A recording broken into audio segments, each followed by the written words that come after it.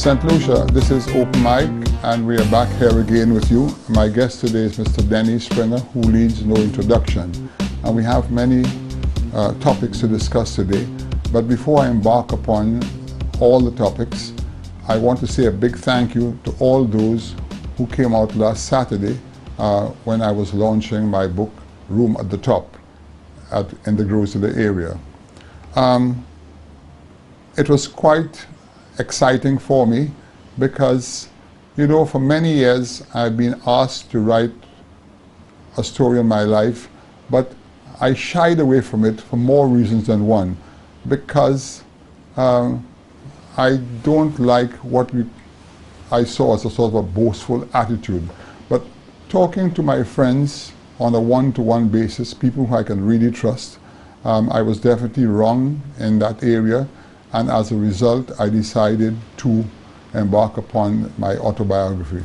Now that I've done it, I have absolutely no regrets because it has been well received, and I do think that what I have done in my life can actually be passed on to several young entrepreneurs and young persons on the island. Now, that having been said, I want to address my topic today. I first recognized Dennis Springer on television and based on all the articles he had been writing, and I realized that this gentleman was quite knowledgeable. And you know, I always like learning in life and learning from people who can teach me something. And there were many aspects of his life that I must say I respected, and as a result we have had a couple TV shows. And today one of the reasons for bringing Dennis on is the fact that he seems to be quite knowledgeable what goes on in Taiwan and also the affiliation with China. And I think since Taiwan has been so good to us, I think St. Lucians need to understand a bit more the importance of having Taiwan here, but more importantly, what has just happened with the new elections in Taiwan, where an individual has been elected as, is it Prime Minister? Yeah, I'm President. President of the state of Taiwan. And though extremely intelligent, she is at odds with the mainland China. And, you know, one has to be a bit nervous as to what the final outcome will be. And that is where Dennis comes in, because he will be able to explain to St. Lucians what has gone on. We will deal with that immediately, and thereafter I have some other areas which I want to address. Dennis. Yes, good evening, St. Lucia. And thanks again, Michael, for inviting me on this program. I enjoyed very much. Lots of people tend to think that we work well together. I found that very strange, you know, because it's not something that we planned. It just seems to. It just happens that we gel, you know. Yeah. And your looking at Taiwan, China, you're quite right. Tsai Ing-wen has been elected as the president. She'll be inaugurated in, the inauguration is on the 16th of May.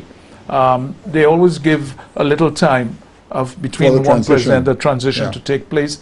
But the legislature, the new legislature is in place. As you know that both there's a new president and a new legislature, which is not KMT, which is a Kuomintang, and consequently Taiwan now is in a position, or the president is in a position, where her party is the main party, and it has never been so before. So I'm hoping that things will you know, really lighten up. Yeah. But you said about China and Taiwan and the DPP. The DPP, which is the party that has won the election, is only they are interested in independence, the independence of Taiwan. But they have shelved these things to an extent to say, well, let us try and work together, but don't try and dominate us. And I think that is what is taking place. But knowing China as you do, This is very hard because you could see what is happening in the South China Sea, because they're saying the whole of the South China Sea is theirs, you know. And when you have about 6 or 7 countries that borders that, now the Americans now are not happy with the situation because they've now pivoted towards the South China Sea or Asia in particular, and consequently they're now challenging the so-called 6 miles or 12 miles exclusion zone and saying that it is the laws of the sea to have free navigation through those areas. And they are using, of course, Vietnam, Japan, South Korea. Now, and Brunei, you know. What I'm sensing then is the fact that as smart as China is itself, are they not opening a hornet's nest for themselves? Because really and truly, those areas were close to China and they were doing a lot of trade with them. But when you find America now going to come on stream and lobby heavy with them, is that likely to put China at a disadvantage? Yes, yes, definitely. Because I'll tell you why. Because you find what the Americans have been doing, you know, in all their surveillance and things of that sort, have now found that on these man-made islands, that the Chinese are building not only military bases, but they are beginning to put in radar, surface to surface missiles, and that is frightening, because that now is, as far as America is concerned, it is in a manner that will now play big brother and threaten the other countries in that area. This is why you see America has now been is prepared to sell their modern day aircrafts to Japan.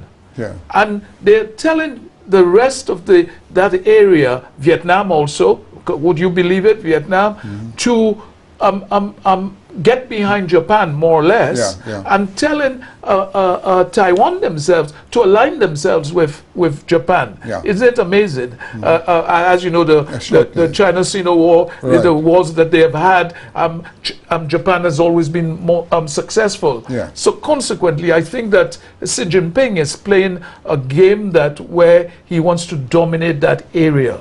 So if he dominates that area, then America will have to look elsewhere. And for me, this is you know, playing checkers. You know, and I don't think he'll get checkmate. Question for you: with what is going on in America today, with Donald Trump leading the polls and making those very strong comments about trade with China, what he intends to do, because what is going on today will take at least another year or more. But by then the American elections will be concluded. And let us only assume that Donald Trump becomes President of the United States. Assume. Will there be a head-to-head clash with America and China with Trump at the wheel, or you think that's just a lot of bravado on part of Trump?